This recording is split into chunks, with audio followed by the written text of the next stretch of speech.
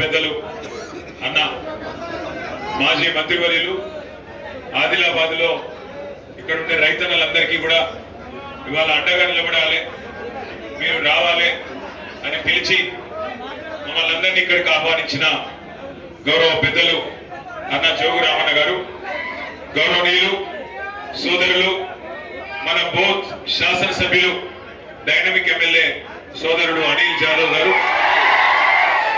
ఆసిఫాబాద్ లో గతంలో ఎమ్మెల్యేగా మొన్నటిదాకా జిల్లా పరిషత్ చైర్మన్ గా మళ్ళీ తిరిగి ఆసిఫాబాద్ ప్రజల ఆశీస్సులతో ఎమ్మెల్యేగా ఎన్నిక కావడమే కాకుండా నిన్నగాక మొన్న రాష్ట్రం మొత్తంలో మొట్టమొదటిసారిగా ఆసిఫాబాద్ కలెక్టరేట్ ముంగట పత్తి రైతుల కోసం ధర్నా చేసిన మన ఆడబిడ్డ ఆసిఫాబాద్ ఎమ్మెల్యే శ్రీమతి కోవ లక్ష్మి గారు, అట్లాగే ఇవాళ కేసీఆర్ గారి ఆదేశం మేరకు మాతో పాటు ఇక్కడికి విచ్చేసిన మాజీ మంత్రివర్యులు బాల్కొండ ఎమ్మెల్యే గౌరవనీయులు ప్రశాంత్ రెడ్డి గారు, గౌరవనీయులు కొరుట్ల ఎమ్మెల్యే సోదరుడు డాక్టర్ సంజయ్ గారు, అట్లాగే ఇంకా ఇక్కడ విచ్చేసిన గౌరవనీయులైన సోదరుడు మాజీ శాసనసభ్యుడు బాల్కా సుమన్ గారు, గౌరవనీయులు సోదరుడు ఖానాపూర్ నియోజకవర్గ ఇన్ఛార్జ్ గారు బూక్యా జాన్సన్ గారు, సిర్పూర్ మాజీ శాసనసభ్యులు గౌరవనీయులు కోనేరు కోనప్ప గారు, మంచిర్యాల మాజీ శాసనసభ్యులు గౌరవనీయులు దివాకర్ రావు గారు, బెల్లంపల్లి మాజీ శాసనసభ్యులు దుర్గం చిన్నయ్య గారు, అట్లాగే మన పార్టీ జనరల్ సెక్రటరీ గౌరవనీయులు డాక్టర్ ఆర్ఎస్ ప్రవీణ్ కుమార్ గారు, అట్లాగే ఇంకా ఇక్కడ విచ్చేసిన మిగతా మిత్రులందరికీ మాజీ జిల్లా పరిషత్ చైర్మన్ జనార్దన్ రాథోడ్ గారు, ఇంకా మిగతా మిత్రులందరికీ పేరు పేరున అందరికంటే ముఖ్యంగా ఇలా మార్కెట్ బంద్ పెట్టినా మరి మేము ఇక్కడికి వస్తున్నామని తెలిసి అధికారులు కావాలని ఇక్కడ రైతులు రావద్దు, మమ్మల్ని కలవద్దు అనే ఆలోచనతో మార్కెట్ బంద్ పెట్టినా ఇవాళ రామన్న గారి పిలుపు మేరకు ఇక్కడికి విచ్చేసిన మా రైతన్నలకు తమ్ములకు పేరు పేరున అందరికీ నమస్కారం. మీరు వచ్చుడే కాదు, ఇవాళ మనందరం ఇక్కడ కలుస్తున్నాం అనగానే ప్రభుత్వంలో కొంత కదలిక వచ్చింది, కొంత సిగ్గు వచ్చింది, బుద్ధి వచ్చింది అని చెప్తా ఉన్నారు. చాలా చాలా సంతోషం. నేను ఇలా ప్రభుత్వాన్ని మీ అందరి మాటలు విన్నాక నేను 1-2-3 ప్రశ్నలు అడగదలుచుకున్నా. ఒకటి, నిజంగానే మీరు ఏం తప్పు చేయకపోతే, మీరు అన్ని చక్కగా చేస్తున్న మాట నిజమే అయితే, రైతులు సంతోషంగా ఉన్న మాట నిజమైతే, ఇవాళ ఏ కారణం చేత మార్కెట్ బంద్ పెట్టినరు ప్రభుత్వం చెప్పాలని చెప్పి నేను అడుగుతున్నా. నిజంగానే మీరు చక్కగా బ్రహ్మాండంగా నడుపుతుంటే, రైతులకు ఏ షికాయత్ లేకుంటే, అంత బాగా జరుగుతుంటే మేము రైతులను కలుస్తామంటే మీకు భయం ఎందుకు అవుతుంది? మీకు వచ్చిన ఇబ్బంది ఏందని నేను అడుగుతున్నా. రెండవ మాట, ఇక్కడికి వచ్చేటప్పుడు మన ఎమ్మెల్యే అనిల్ జాదవ్ గారు లఖంపూర్ లో అక్కడ సోయాబీన్ కొనుగోలు కేంద్రంకు తీసుకొని పోయిండు. అక్కడ రైతులతో మాట్లాడాం. నారాయణ రెడ్డి అని ఒక పెద్ద మనిషి రైతు చెప్తున్నాడు, నా జీవితంలో ఎప్పుడు ఇట్లా చూడలేదు సార్, నేను 40 ఏళ్ళకెళ్ళి వ్యవసాయం చేస్తున్నా, మొదటికెళ్ళి పత్తి సోయా రెండే పండిస్తా ఇక్కడ నేను, కానీ మొట్టమొదటిసారి ఇటువంటి పరిస్థితి చూస్తున్నా. ఇవాళ రంగు మారిందంటుండ్రు, చెడిపోయిందంటుండ్రు, కొంటలేరు, ఎన్నడూ చూడలేదు ఇటువంటి పరిస్థితి. ఇంత దారుణమైన ఆదిలాబాద్ లో ఇంటర్నెట్ చక్కగా ఉండదు. ఆదిలాబాద్ లో అందరి దగ్గర స్మార్ట్ ఫోన్లు ఉన్నాయి, కొంతమందికే ఉంటాయి, చాలా మందికి ఉన్న ఫోన్ వాడరాదు. మరి అసలు ఏదేదో కిసాన్ కపాస్ యాప్ అని పెట్టిండ్రు, అది ఏ మ్యాప్ ఏందో ఆన్లైన్ బుక్ చేసుకోవాలంటారు, దాని ప్రకారమే నడవాలంటారు.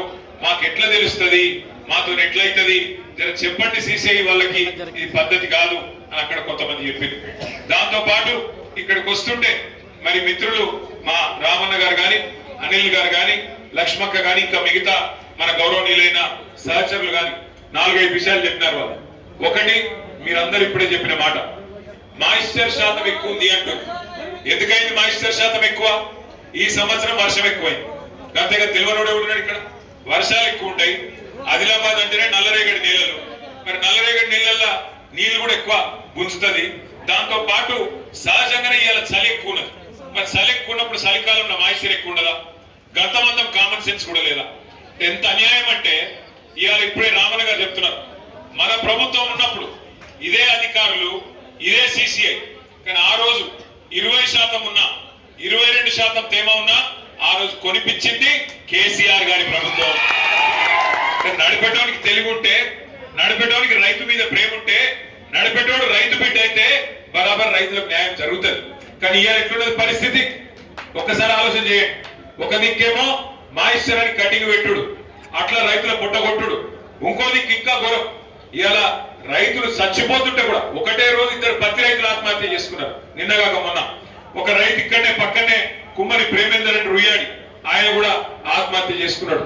పట్టించుకున్నాడు లేడు, అడిగినోడు లేడు. అట్లాగే సంవత్సరంలో మనం ఉన్నప్పుడు, మన ప్రభుత్వం ఉన్నప్పుడు కొనుగోలు ఏ స్థాయిలో జరుగుతుండే, ఇవాళ ఏ స్థాయిలో ఉన్నదో ఆలోచన చేయండి. మొత్తం ఇప్పటి వరకు ఈ సంవత్సరం ఇప్పటికే 5 లక్షల క్వింటాలు కొనేది ఉండే, కానీ మొత్తం కలిపితే ఇప్పటిదాకా ఉన్నది 1,00,000 క్వింటాలు కూడా దాటలేదు. ఏమైతుంది మరి? ఎందుకైతుంది అంటే ఒకటే కారణం, అదో పనికి మాలిన యాప్ పెట్టినరు, రైతులకు వాడస్తలేదు, దానిలో చేయస్తలేదు. దాంతో ఇక్కడికి వస్తే కూడా మరి వీళ్ళు ప్రైవేటులతో ఏమైనా కుమ్మక్కైనరో ఏందో తెలియదు, ప్రైవేటులతో ఏమైనా మాట్లాడుకున్నారేమో తెలియదు. కానీ సిగ్నల్స్ ఉండే ఈ యాప్ వాడరాదు, పెద్ద మనుషులు ఆగమాగం పరిస్థితి, మళ్ళీ దాని మీదకి వెళ్ళి తోటి రాని కథ ఒకటి పెట్టి అనవసరంగా ఇబ్బంది పెడతా ఉన్నారు. ప్రైవేట్ వాళ్ళతో కూడా కుమ్మక్కైందని నా అనుమానం, లేకపోతే ఇట్లా చేయరు. ఒక మాట ఆలోచన చేయండి, 5 లక్షలు కొనే కాడ 5 లక్షల క్వింటాలు ఎక్కడ, 1,00,000 క్వింటాలు ఎక్కడ? ఒక్కొక్క క్వింటాల్ మీద రైతుకి ఎంత నష్టం వచ్చిందంటే, మన ప్రభుత్వం ఉన్నప్పుడు మంచిగా 8,000 కాడికి కొన్నాం. ఇవాళ నిజానికి ధర ఇవ్వాల్సింది 8,100, కానీ ఎంత ఇస్తున్నారు? బయట ప్రైవేట్ లో అమ్ముకుంటే 5,900, 6,000, 6,200 ఎక్కువ వస్తున్నారు. అంటే దగ్గర దగ్గర ఒక్కొక్క రైతుకు 1,200 నుంచి 1,400 దాకా నష్టం వస్తున్నది ఒక మన క్వింటల్ మీద. అంటే ఏ రకంగా ఎంత నష్టమవుతున్నది దీన్ని బట్టి మీరు అంచనా వేయచ్చు. ఇంకొక దిక్కు ఇంకా విచిత్రమైన విషయం, కుటుంబ సైజులో మరి నేనేం పనికొస్తా, నేను వచ్చి నేను చేస్తా అంటే నేనేమన్నా లంగనా, దొంగనా, స్మగ్లర్నా, నేనేడి కొట్టబోతా? ఈ వాటి దానికి మేమేమైనా కోట్ల రూపాయలు సంపాదించుకుంటామా? మా అమ్మ వండించింది నేను వచ్చి మార్కెట్ లో అమ్ముతా అంటే వీళ్ళకేం వచ్చింది నేను అడిగాడు. కరెక్టేనా? ఇది పద్ధతేనా? ఈ ఫింగర్ ప్రింట్ విధానం పెట్టి ఆఖరికి పెద్ద వయసులో ఉండే పెద్ద మనుషులను కూడా ఆగం చేసి ఇబ్బంది పెడుతున్నారు అనే మాట. మనం వస్తున్నామని చెప్పి ఫింగర్ ప్రింట్ తీసేసారట, మంచి పని చేశారు. అయితే ఇంకొక పని కూడా చేసిరట, సంతోషం. కనీసం ఇప్పటికైనా బుద్ధి వచ్చింది, ఇట్లైనా బుద్ధి వచ్చింది. 7 కిలోలు కొనేదాన్ని 10 కిలోలు కూడా చేసిరట. 7 క్వింటాలు 10 క్వింటాలు చేసిరట, అది కూడా సంతోషం. కానీ కానీ కానీ అయితే తొందరపడు. ఇంకొక మాట, నిన్న మేము ఇక్కడికి వస్తున్నామని తెలుసుకున్నాం. ఇక మంత్రి గారు జరావు మేము ఇక్కడికి వస్తున్నామని తెలుసుకొని నిన్న క్యాబినెట్ మీటింగ్ ఉండే. క్యాబినెట్ మీటింగ్ లా ఇంత ఇంపార్టెంట్ ముచ్చట, ఆదిలాబాద్ జిల్లాలో, వరంగల్ జిల్లాలో, మహబూబ్నగర్ జిల్లాలో, ఖమ్మం జిల్లాలో, తెలంగాణలో దగ్గర దగ్గర 50% జిల్లాలలో దగ్గర దగ్గర 50 లక్షల ఎకరాల్లో పత్తి పండిస్తారు. మరి 50 లక్షల ఎకరాల్లో పత్తి పండించే లక్షలాది మంది రైతన్నల మీద ప్రభుత్వానికి ప్రేమ ఉంటే క్యాబినెట్ లో నిర్ణయం తీసుకొని చేయాలి వెంటనే పని. కానీ ఏం చేసారు వాళ్ళు? యాక్టింగ్ చేస్తున్నారు. మనం వీడికి వస్తున్నామని తెలుసుకొని వ్యవసాయ మంత్రి గారు ఏదో వీడియో కాన్ఫరెన్స్ పెట్టిన అంటాడు. ఎవరితో పెట్టినావు? కేంద్రంలో ఉండే ఎవరితో ఎల్లైతునో పుల్లైతో పెట్టినట్టు.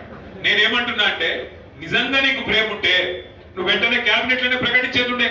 నష్టపోయిన రైతులందరికీ ప్రభుత్వమే బరాబర్ అతివృష్టి వల్ల, అధిక వర్షపాతం వల్ల ఇలా నష్టపోయిన ప్రతి రైతుకు ఎకరానికి 20,000 రూపాయలు ఇస్తానని దమ్ముంటే చెప్పేది ఉండే. అది చెప్పారు. అదొకటే కాదు, ఇలా ఘోరమైన ముచ్చట ఏంటి అంటే, అసలు 7 క్వింటాలే కొంటాం, 7 కొంటాం ఎకరా. ఇప్పుడే అన్న చెప్పినాడు, ఒక మాట్లాడిన రైతన్న, కొన్ని దగ్గర జైనట్ల బేలాల 17 క్వింటాలు 20 క్వింటాల దాకా పడుతుంది, మరి మిగతాది ఎక్కడ అమ్ముకోవాలి అనే మాట అడిగింది. బరాబర్ మీకు ఖచ్చితంగా గతంలో ఎట్లయితే 13 క్వింటాల దాకా కొందరో అది కొనేటట్టు చేయించే బాధ్యత మాది. 10 క్వింటాలు సరిపోదు, 13 అయ్యేదాకా కొట్లాడదాం, బరాబర్ దిగి రావాలి.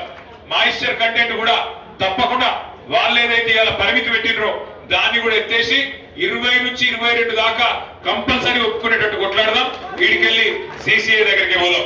నేను వీడికి వస్తుంటే రామన్న సాబ్ చెప్పాడు, అన్న మా పరిస్థితి ఎట్లున్నదంటే, మా రైతు నుంచి రేట్ వస్తుంది, బ్రహ్మాండమైన బంగారం వస్తుంది, తెల్ల బంగారం వస్తుంది, పత్తి మనది అని చెప్పారు.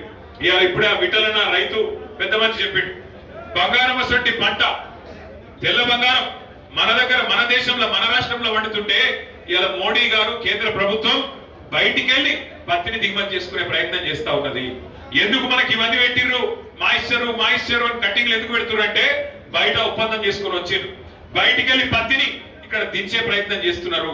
మన మీద ప్రేమ ఉంటే కేంద్ర ప్రభుత్వానికి ఇక్కడున్న బీజేపీ ఎమ్మెల్యేకు బీజేపీ ఎంపీకి పోవాలి, పోయి మోడీతో కొట్లాడాలి. ఎందుకు చేస్తున్నావు, మా రైతులకి ఇంత ఆపద ఎందుకు తెస్తున్నావు? మా వాళ్ళు ఇలా సోయా పండిస్తారు, ఇక్కడ బ్రహ్మాండంగా ఆదిలాబాద్ లో పత్తి పండిస్తారు, వాళ్ళకు అండగా నిలబడు, వాళ్ళకు అవసరమైతే వేరే దేశాలకు మన పత్తి పంపాలి, కానీ ఎందుకు ఇట్లా చేస్తున్నావు అని కొట్లాడాలి. కొట్లాడకపోగా మీదికెళ్ళి వాళ్ళు ఇక్కడికి వచ్చి మన మీద మాట్లాడుతూ ఉన్నారు. నేను మీ అందరినీ కోరేది 21 తారీఖు నాడు పెద్ద ఎత్తున బోరస్ దగ్గర అఖిల పక్షం ఆధ్వర్యంలో బీఆర్ఎస్ వాళ్ళు, CPM, CPI MLA, new democracy అందరు, బిఎస్పి అందరు కలిసి, రైతు స్వరాజ్య వేదిక అన్ని రైతు సంఘాలు కలిసి బ్రహ్మాండంగా పెద్ద ఎత్తున ధర్నా కార్యక్రమం కూడా పెట్టారు. దానికి బీఆర్ఎస్ మద్దతు కూడా ఉంటది. మన వాళ్ళందరూ కూడా పెద్ద ఎత్తున బోరజ్ లో మన అనిల్ యాదవ్ గారు, మన లక్ష్మక్క, మన రామన్న సాబు, ఇంకా మిగతా వాళ్ళందరూ కూడా వస్తారు. మీరు కూడా వేలాదిగా తరలి రావాలి.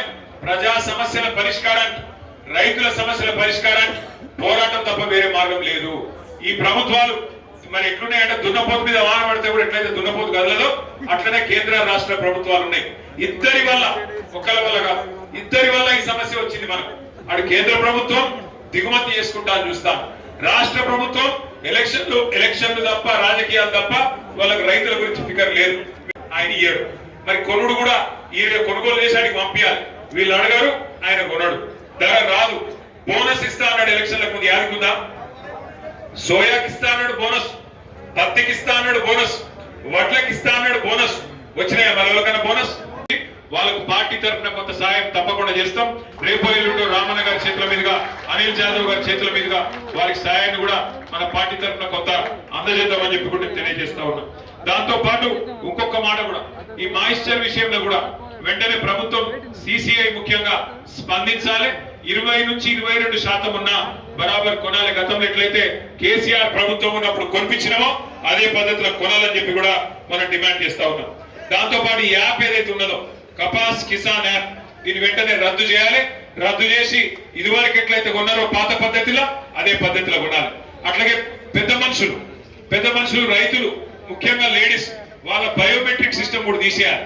వాళ్ళ కుటుంబ సభ్యులు తీసుకొస్తే ఆధార్ కార్డు చూసుకో, కావాలంటే ఆధార్ కార్డు చూసుకో, కాదంటే రేషన్ కార్డు చూసుకో, వాళ్ళ కుటుంబమా కాదా చూసుకొని బరాబర్ కొను. అంతేగాని వాళ్ళు కూడా రావాలి, బయోమెట్రిక్ కూడా రావాలి.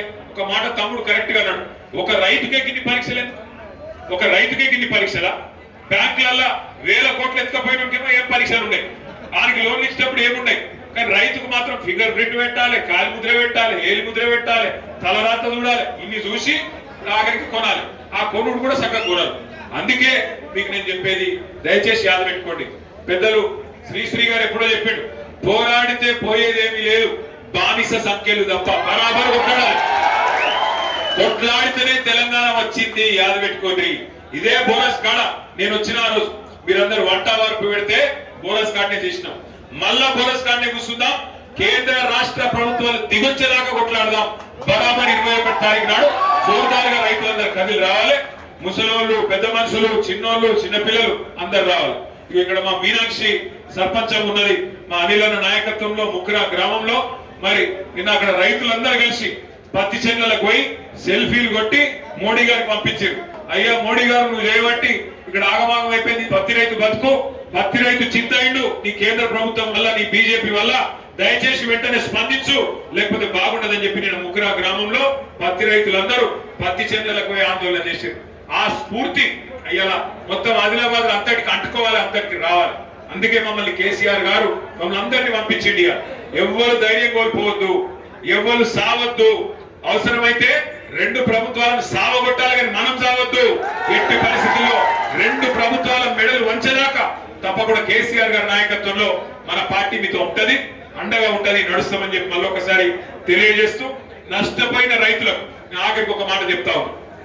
సోయాబీన్ రైతులు కానీ, అధిక వర్షపాతం వల్ల నష్టపోయిన రైతులు కానీ, వాళ్ళకి నేను ఒకటే మాట చెప్తున్నా. కేంద్ర ప్రభుత్వం కానీ, రాష్ట్ర ప్రభుత్వం కానీ ఒక మాట చెప్పింది, ఫసల్ బీమా యోజన తెస్తాం, ప్రధానమంత్రి ఫసల్ బీమా యోజన తెస్తామని చెప్పి అడిగింది. మరి ఏమైంది ఫసల్ బీమా యోజన?